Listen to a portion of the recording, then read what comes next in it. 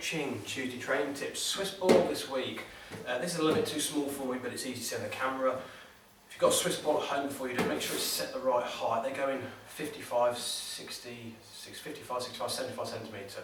I'm 6 foot, and so I normally run a 65, but the more the balls are pumped up, the bigger they grow. So just check on the size right before you've got one.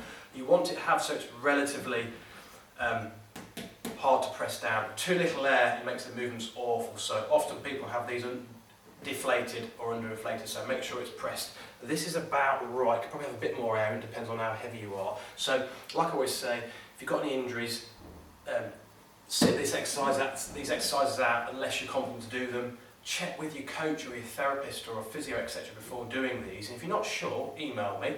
And the key with my movements are, it's not about doing huge amounts of volume, it's the quality. If you follow Pilates principles, it's always about quality versus rather than quantity. We're not doing huge numbers here. Forget the running and the cycling, etc. and the weight training. It's about technique for this.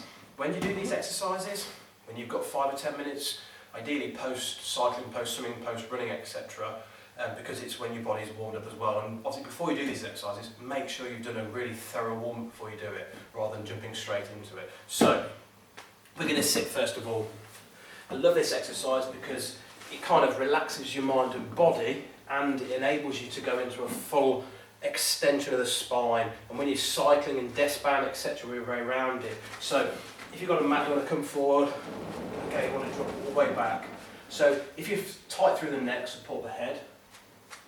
And if you've got the ability to flex back, drop back to here. Slightly tuck the tailbone under so the lower back doesn't feel like it's engaged, like it's hurting. Pull in your abdominals and hold this position from anywhere up to 30 to 60 seconds. If your neck's hurting, then support. And if your lower back's hurting, slightly adjust. But that's a fantastic exercise for allowing the spine to go into complete extension. More importantly, the upper back, because that's where we get rounded. Then we come into a seated position. We go into a spine stretch, something that we do in Pilates, but the Swiss ball works wonderfully because you've got a reference point to put the hands. So sit really tall. If you're super tight and the hamstrings, have the knees bent, and better still, if you've got a block, a yoga block or a big thick book, sit on it because it will lift you up and it will take the pressure off the lower back. So sit really tall. Grow from the crown of the head, draw the belly button in and just gently stretch forward. We're not doing a full fold, we're doing a spine stretch, only the spine moves. So it's that exhale, inhale, restack the spine, lengthen, lengthen, lengthen. Feel these working. Exhale, inhale, exhale, inhale. How many would I do? 6 to 10 repetitions. If you're very flexible, don't just fold at the pelvis. I often see a lot of people do that because they're flexible, but that's not what we're doing. It's the spine stretch that the spine is going in a nice flex position equally. And also don't just do that.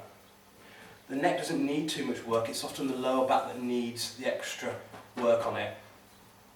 Then from here, we can just come around, and this is the big caveat now. If you've got shoulder impingements or neck problems, this exercise I want you to sit it out. But what we're going to do effectively is to roll forward and allow the shoulder girdle, the joint and the back to go into this lovely extended position. And hold this position anywhere up to 30 seconds. But if you've got any problems with shoulders, then avoid this exercise because it's not suitable for you. Okay, where are we on now? Okay. Shoulder bridge or pelvic lifts into hamstring curls. You can always sit the hamstring curls out if you've done a hard training session because your legs are going to be tired and your wrist cramping. So from here, you lie on your back, put the ball under the feet, use the heels to press. You don't want to be too far away, otherwise you won't have any purchase to lift. But you want to initiate the movement from the hips. Hamstrings and glutes are going to work, and you're going to peel the tailbone off and roll back down. So exhale, rotate the pelvis, roll back down. A lot of hamstring work here, but we're also getting the benefit of the lower back is going into a flex position, so it's stretching all the muscles around the spine back here. It's a great exercise if you get tight lower back. That's why I do it, because my back is tight. And I would recommend you do anywhere from 8 to 12 of these. And then we can then go into hamstring curls. People dread doing this exercise because of fear of cramp. So if you start this and cramp up, just stop it. But make sure you don't go over the top. You don't need. You can end up doing loads and loads of repetitions because there's no resistance. But it's not the objective. The objective is to do a little amount, but on a regular basis. So we lift the pelvis off and we breathe out. Roll the ball back. Inhale. Exhale. Inhale. If your breathing's the wrong way around, don't fret. You just don't want to do this holding your breath because everything tightens up. You want to relax. So I've done 3 with you.